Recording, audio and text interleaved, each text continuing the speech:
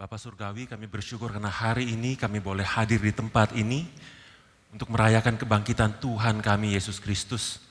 Kami mau berjumpa dengan Kristus yang hidup itu. Kiranya Engkau mengurapi setiap kami dengan roh-Mu, supaya melalui firman ini kami boleh berjumpa dengan firman hidup itu. Dan hidup kami boleh sekali lagi diubahkan dan disegarkan.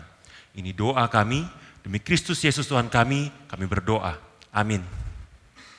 Shalom Bapak Ibu Saudara-saudari. Mari kita membuka Alkitab kita dari Yohanes 20. Injil Yohanes pasal 20 ayat 11 sampai 18. Injil Yohanes 20 ayat 11 sampai ke 18.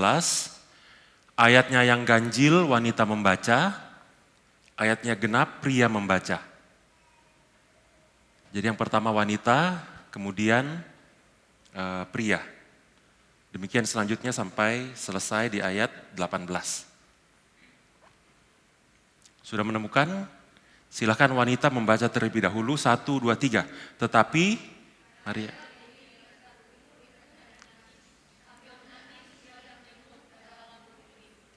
Dan tampaklah olehnya 2 orang malaikat berpakaian putih, yang seorang duduk di sebelah kepala dan yang lain di sebelah kaki di tempat mayat Yesus terbaring.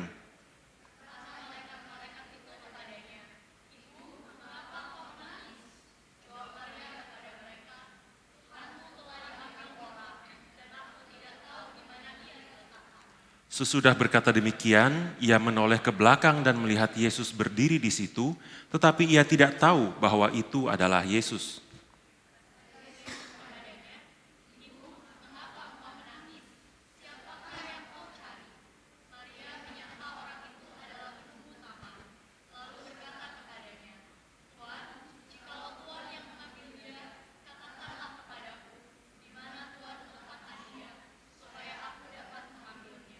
Kata Yesus kepadanya, Maria. Maria berpaling dan berkata kepadanya dalam bahasa Ibrani, Rabuni, artinya guru.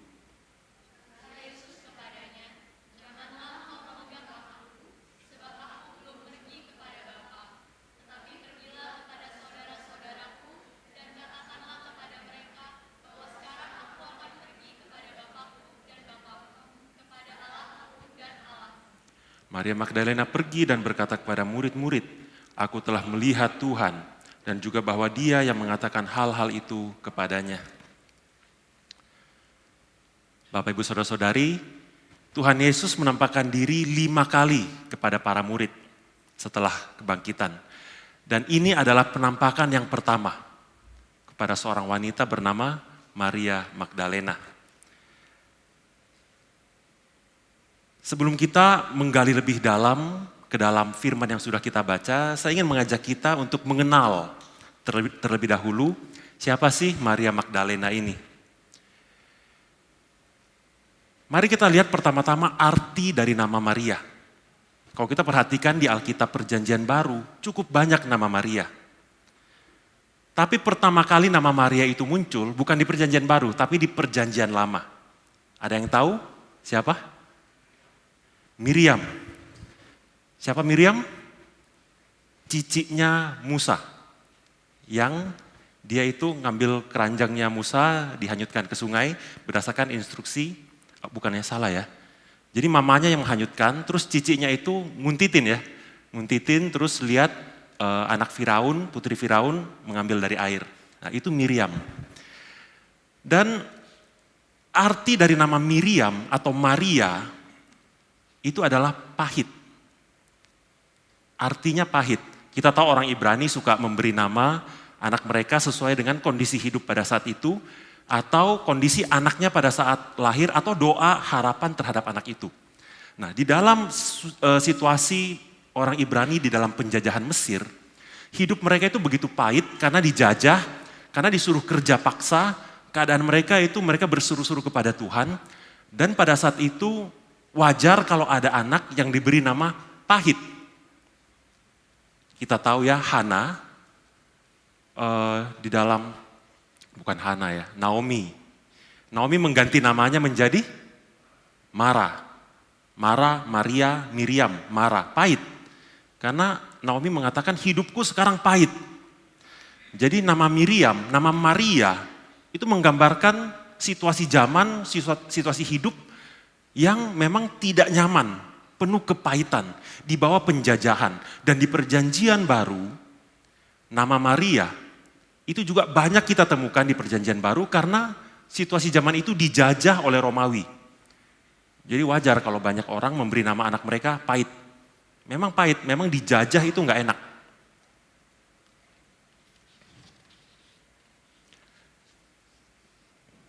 Selain nama Miriam itu menggambarkan, atau Maria menggambarkan situasi lingkungan sekitar yang memang pahit, ternyata hidupnya personal juga pahit. Kalau kita lihat di dalam Lukas 8 ayat 2, di situ dikatakan Maria Magdalena pernah dirasuk 7 roh jahat. 7. Bayangin 7 ya. 1 aja udah lumayan. Kalau kita lihat contoh-contohnya ya.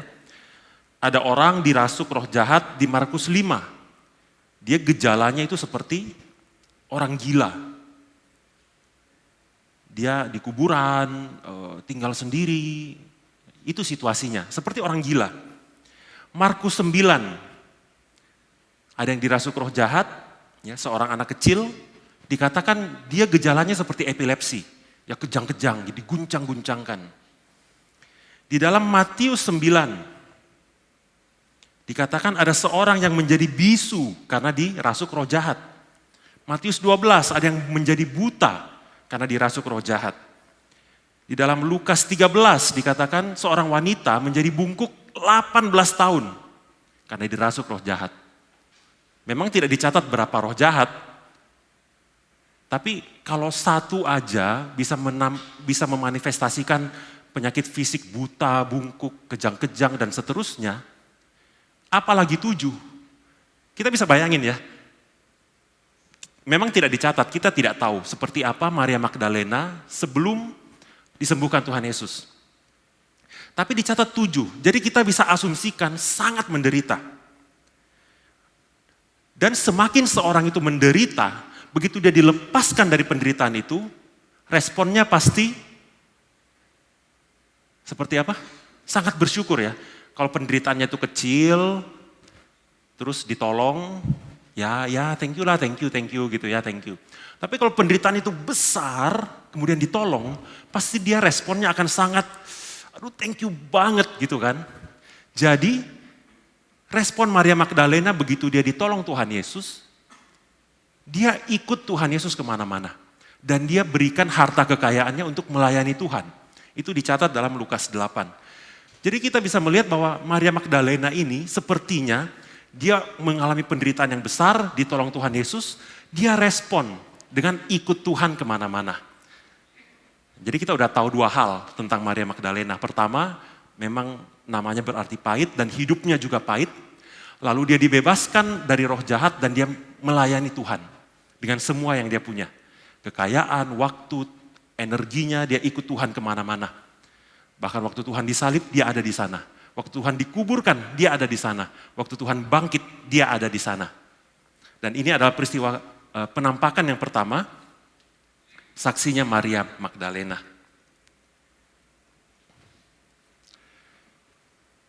Sekarang mari kita melihat 3 poin penting dari teks yang kita sudah baca. Mari kita pertama melihat interaksi antara Tuhan dengan Maria. Lucu ya bahwa Maria setia ikut Tuhan kemana-mana, tapi waktu dia lihat Tuhan di kuburan itu, dia nggak kenal. Dicatat, dia tidak mengenali Tuhan Yesus. Dan ini sebetulnya terjadi juga kepada murid yang lain. Di Lukas 24 dikatakan 2 murid yang berjalan ke Emmaus tidak mengenali Tuhan Yesus. Padahal mereka sudah kenal lama dan sudah harusnya mengerti wajah Tuhan Yesus seperti apa. Tapi seolah-olah mereka dibutakan, tidak mengenal Tuhan Yesus. Dan ini terjadi pada Maria. Di dalam peristiwa di Emmaus, di Lukas 24, kita melihat Tuhan Yesus melakukan satu hal yang akhirnya membuka mata kedua murid yang awalnya nggak kenal itu. Apa itu? Awalnya mereka nggak kenal. Tapi Tuhan Yesus melakukan sesuatu, terus tiba-tiba mereka kenal. Oh, ini Tuhan. Apa itu? Perjamuan kudus. Tuhan duduk makan sama mereka, Tuhan mengambil roti, mengucap syukur, memecah-mecah. Mereka langsung kenal. Ini Tuhan. Tapi setelah itu Tuhan langsung hilang. Itu mengapa kalau kita lihat meja perjamuan, biasanya ditutup. Meja perjamuan ya, ditutup ada kain. Artinya itu misteri, sama seperti dua murid itu. Mereka jalan sama Tuhan, mereka nggak kenal Tuhan. Sampai waktunya Tuhan memecah roti, baru mata mereka terbuka. Makanya waktu perjamuan penutup kain itu dibuka. Setelah mereka kenal Tuhan, tiba-tiba Tuhan hilang. Misterius lagi, makanya setelah perjamuan kainnya ditutup lagi. Jadi itu ada maknanya saudara-saudari, bukan supaya nggak dihinggapin lalat ya. Jadi meja perjamuan ditutup kain, maknanya adalah ini misteri Tuhan. Kita berpartisipasi di dalam meja perjamuan yang melibatkan unsur misteri. Kita nggak ngerti. Tapi di satu sisi meja perjamuan menolong kita menghidupi firman. Tapi hari ini saya tidak masuk ke sana. Saya hanya ingin menunjukkan bahwa Tuhan melakukan sesuatu nih untuk membuka mata mereka. Dan di dalam peristiwa Maria Magdalena, Tuhan juga lakukan satu hal yang akhirnya membuka mata Maria. Apa itu? Apa itu? Kalau kita lihat di ayat 16, Tuhan Yesus panggil nama Maria. Kalau di Lukas 24, Tuhan Yesus memecah roti segala. Di sini Tuhan Yesus tidak melakukan memecah roti atau apa, Tuhan Yesus cuma panggil. Padahal Maria sudah ketemu nih, sudah lihat, tapi nggak kenal. Tapi begitu Tuhan Yesus sebut nama Maria,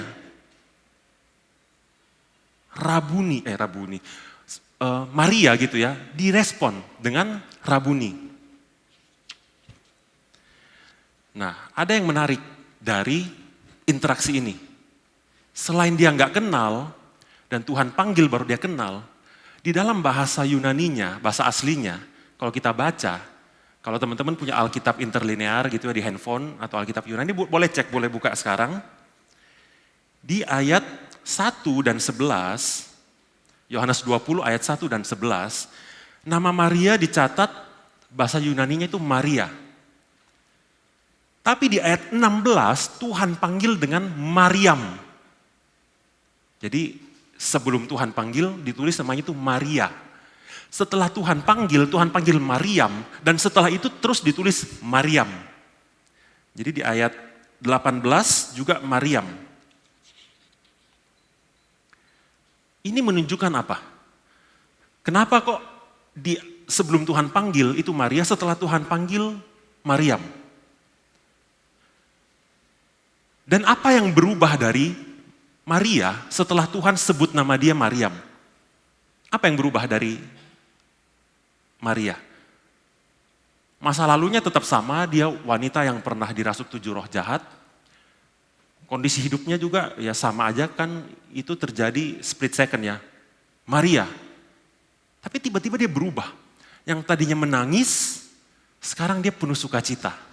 Yang tadinya tidak kenal, sekarang jadi kenal.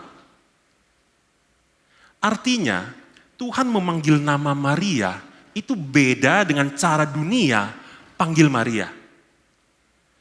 Mungkin selama ini Maria dengar namanya disebut orang, itu sinis, sangat sinis. Maria, arti namamu pahit, dan hidupmu pahit. Kamu dirasuk roh jahat, pasti kamu wanita berdosa, pasti kamu perempuan gak bener. Kok bisa dirasuk setan itu? 7 lagi setannya. Kalau 1 masih ya 1 lah, 7. Dunia boleh melihat Maria ini lain. Boleh sebut nama dia secara sinis. Tapi Tuhan sebut nama Maria dengan penuh kehangatan, keintiman.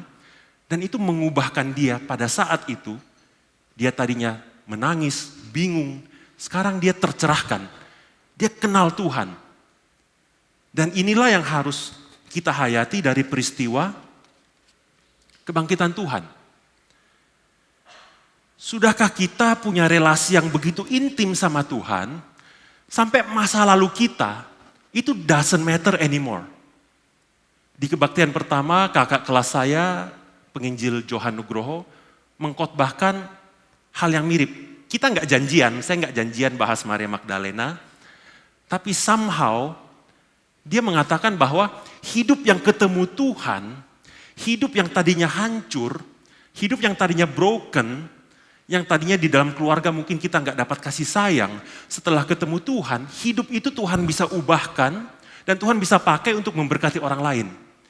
Ketika penginjil Johan ketemu anak-anak yang mau bunuh diri, yang broken home, yang tidak punya tempat untuk cerita, dia bisa relate dan dia bisa cerita, dia bisa tolong mereka. Dan hal itu juga yang saya coba hayati dalam kehidupan saya. Seperti apapun masa lalu saya, Tuhan bisa pakai untuk memberkati orang-orang yang lain. Dan saudara-saudari juga sama. Seperti apapun dunia melabel Anda, broken home lah, apalah, Tuhan bisa pakai itu, mengubahkan itu untuk memberkati orang lain. Ini poin yang penting yang pertama. Interaksi antara Tuhan dan Maria menunjukkan satu keintiman yang mengubah hidup. Sudahkah hari ini kita punya keintiman dengan Tuhan yang mengubah hidup? Lihat scroll ini ya, ini kan seperti gulungan kitab. Yang warnanya itu putih. Tapi dia terkena sinar yang biru, sinar yang ungu, dia berubah warna. Demikian hidup kita. Kalau kita dekat sama Tuhan, harusnya kita itu seperti gulungan ini yang kena cahaya, terrefleksi, terpantul, berubah. Kita yang bisa cek hidup kita masing-masing, apakah sudah atau belum. Setiap kali saya khotbah pasti ada poin ini. Relasi dengan Tuhan, baca firman Tuhan, sudah atau belum.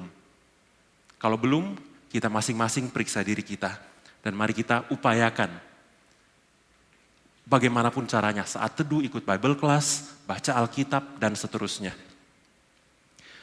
Yang kedua, di ayat 17,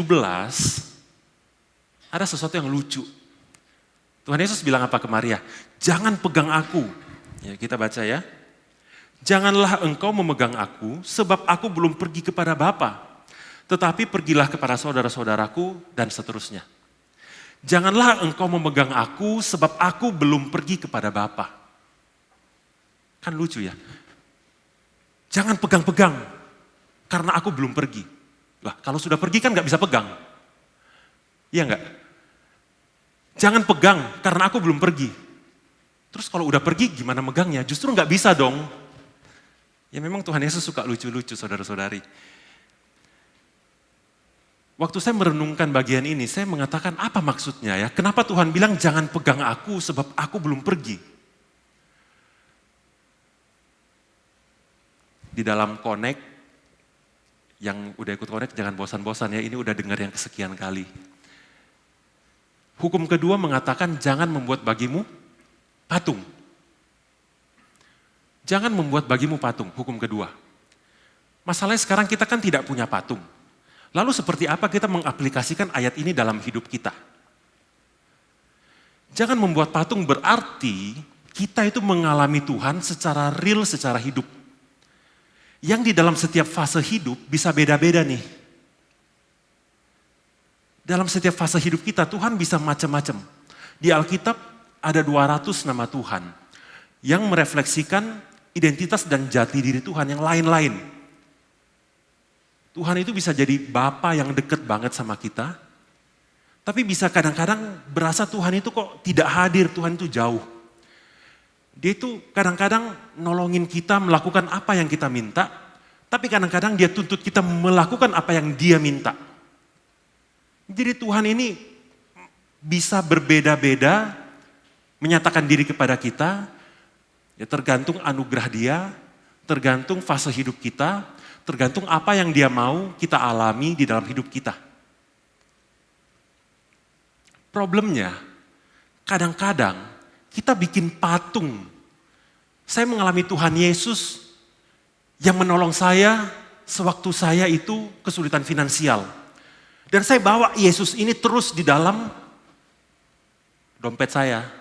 Seolah kayak jimat. Pokoknya percaya Yesus pasti kaya. Pokoknya percaya Yesus pasti nanti lancar bisnis. Pokoknya percaya Yesus pasti. Ini kan jadi seperti patung. Kita bikin Yesus versi kita sendiri. Kita tidak mau mengalami dia sebagaimana dia mau menyatakan diri kepada kita. Tapi kita mau terus pegang sama dia. Seumur hidupnya Maria Magdalena hanya mengalami Tuhan yang hadir. Tuhan Yesus yang melepaskan dia dari 7 roh jahat. Tuhan inilah yang dia pegang terus. Dia cling kepada Tuhan Yesus. Dan kemana Tuhan Yesus pergi dia ikut. Dia hanya tahu Tuhan Yesus yang ini. Tuhan Yesus yang hadir secara fisik. Tapi Tuhan bilang apa? Jangan pegang aku, sekarang kamu harus belajar alami aku yang tidak hadir. Kamu harus belajar mengalami aku yang tidak instan melepaskan kamu dari 7 roh jahat. Kamu harus belajar mengalami aku yang beda sama sekali. Apakah kita pernah doa kayak gitu ke Tuhan? Tuhan, aku mau alami kamu secara berbeda. Aku ingin alami engkau secara lain. Kasih aku pengalaman itu. Di STT saya dengan Pak Johan itu jadi salah satu guyonan ya. Di antara anak-anak seminary. Kalau lagi ada kena musibah atau kena sesuatu, Tuhan lagi ingin kamu mengalami yang beda. Atau kadang-kadang orang bisa ngomong, ya saya ngalamin ini karena saya minta Tuhan, saya doa. Saya doa minta Tuhan kasih saya pengalaman yang baru. Saya juga kadang-kadang doa gitu ya, waktu saya bikin khotbah, Tuhan saya nggak mau khotbah ini cuma jadi khotbah tapi pengalaman, Tuhan kasih. Kadang-kadang Tuhan kasih, kadang-kadang tidak. Tapi saya ingin mengajak kita hari ini, mungkin pulang nanti, mungkin saat ini, kita bisa doa. Tuhan, aku ingin mengalami kamu lebih lagi. Yang belum pernah aku alami selama ini gitu loh. Apakah kita berani doa seperti itu? Karena kadang-kadang Tuhan bisa menjawabnya secara mengerikan. Ayub hanya pernah mengalami Tuhan itu yang adil, yang memberkati dia. Tapi begitu Tuhan kasih dia pengalaman yang beda sekali, Tuhan yang adil, yang maha kuasa, yang tidak memandang muka, yang siapa aja bisa kena musibah. Siapa aja bisa dicobai. Ayub kaget. Dia nggak nyangka Tuhan itu seperti itu, tapi itu memperkaya hidupnya. Akhirnya dia menjadi orang yang totally different, yang mengalami Tuhan secara beda. Apakah kita mau membuka diri untuk terus mengalami Tuhan secara berbeda? Ini yang kedua. Yang ketiga, kita lihat respon Maria. Di ayat 18, Maria akhirnya pergi menyampaikan berita kebangkitan kepada murid-murid yang lain. Dan dia mengatakan Tuhan bangkit. Punya relasi yang intim dengan Tuhan, punya pengalaman hidup dengan Tuhan, itu seharusnya menggerakkan kita menjadi saksi kebangkitan Tuhan. Tuhan kita bukan Tuhan yang mati. Tuhan kita Tuhan yang hidup. Di sini ada kain-kain ya.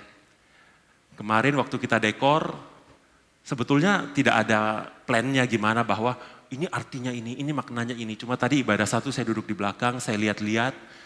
Saya mengatakan Tuhan ini apakah ada satu makna yang bisa saya hayati gitu. Dan Tuhan bilang ini kan bentuknya seperti awan.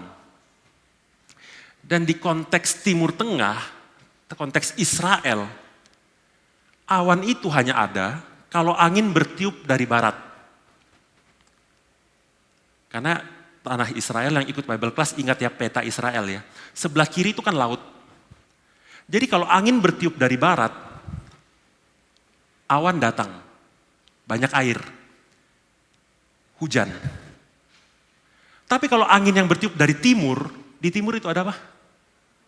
Padang gurun. Ini angin yang kering, tidak ada awan. Dan waktu Elia berdoa minta hujan, Elia atau Elisa ya? Saya lupa, tapi antara dua itu Raja Ahab, mestinya Elia. Jadi waktu Elia berdoa minta hujan setelah 3 tahun Israel tidak ada hujan. Jadi 3 tahun itu yang bertiup angin timur. Begitu Elia berdoa minta hujan, angin itu muter, yang tiup angin barat. Dan hujan itu turun. Dan peristiwa kebangkitan Tuhan itu misterius, sama seperti awan, sama seperti angin. Dikatakan dalam Alkitab Roh Kudus itu misterius seperti angin, yang bertiup dari mana ke mana nggak ada yang tahu. Dan awan digerakkan oleh angin, oleh Roh Kudus. Dan kemana awan itu bertiup,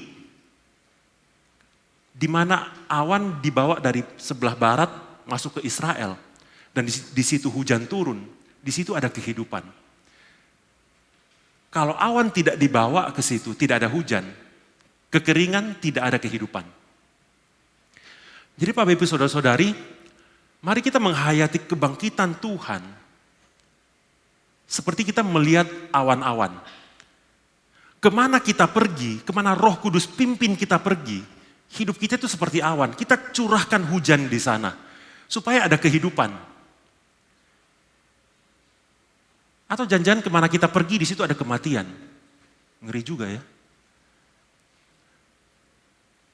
Kemana kita pergi, orang bisa merasakan, selain nuansa menjadi lebih ramai tentu, orang bisa merasakan bahwa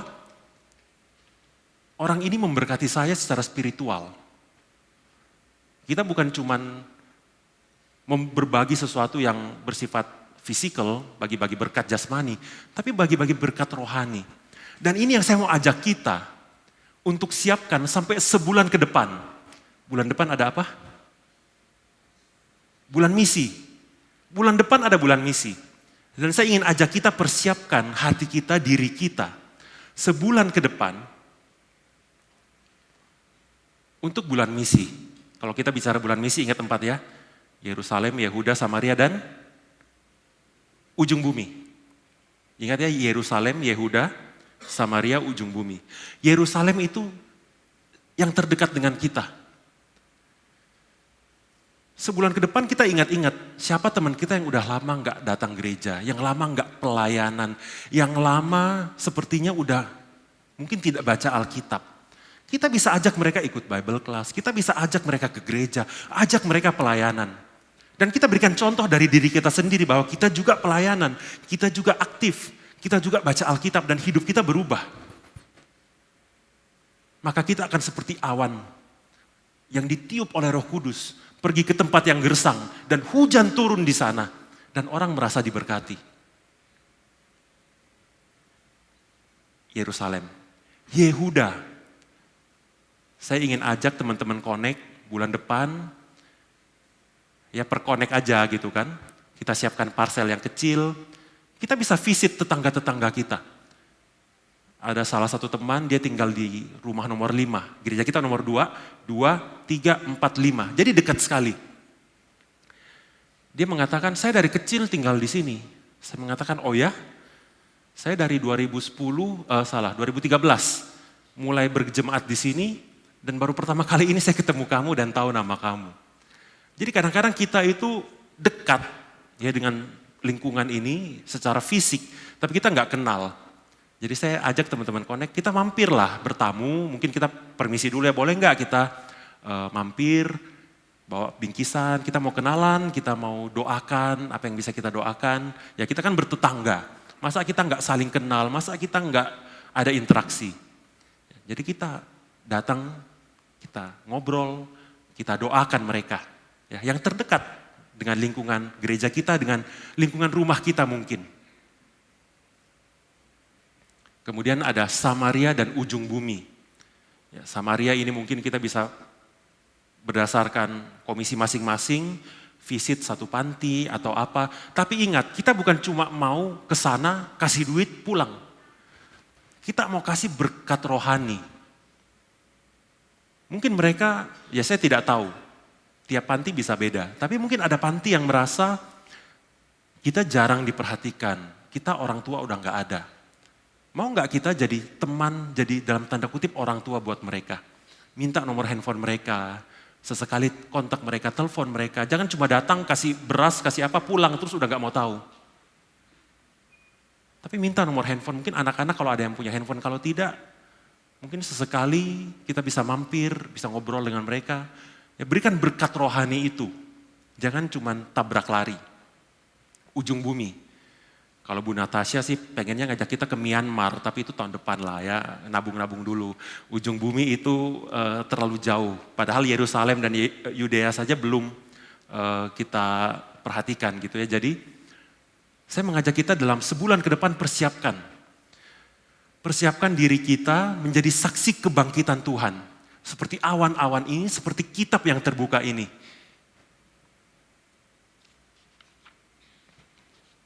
Kesimpulannya, di hari Paskah ini, apa artinya Jesus within me? Sesuai tema kita, Jesus within me berarti kita masing-masing punya relasi yang intim dengan Tuhan. Kita mengalami Dia secara real, secara unik dalam setiap fase kehidupan kita. Dan kita rindu untuk menyatakan Dia dalam kehidupan kita supaya orang-orang yang belum mengenal Dia itu bisa berjumpa dengan Tuhan yang hidup itu. Tuhan yang hidup berarti Dia bisa komunikasi. Sudahkah kita dengar suara Dia? Sudahkah kita lakukan apa yang Dia sampaikan kepada kita? Kiranya hari ini kita boleh semakin menghayati apa artinya Yesus yang ada di dalam hidup kita. Mari kita berdoa. Bapa, kami bersyukur untuk firman Tuhan. Kami boleh diingatkan apa artinya kami menghidupi Tuhan yang hidup itu. Bukan hanya di satu hari Paskah, 1 tahun 1 kali. Bukan hanya di setiap hari Minggu, 1 minggu 1 kali. Tapi kami boleh menghayati Tuhan yang hidup sepanjang hidup kami. Dimanapun kami berada, dimanapun Tuhan tempatkan kami, kemanapun Tuhan pimpin kami. Seperti awan yang dibawa, penuh misteri, tidak tahu dari mana ke mana. Tapi di mana awan itu berada, di situ hujan turun. Dan di situ orang merasakan ada berkat Tuhan, ada kehidupan yang daripada Tuhan. Kiranya Roh-Mu yang kudus menolong setiap kami, boleh menghidupi firman ini, supaya kami boleh menjadi saksi-saksi kebangkitan Tuhan dimanapun kami berada. Ini doa kami demi Kristus Yesus Tuhan kami berdoa. Amin.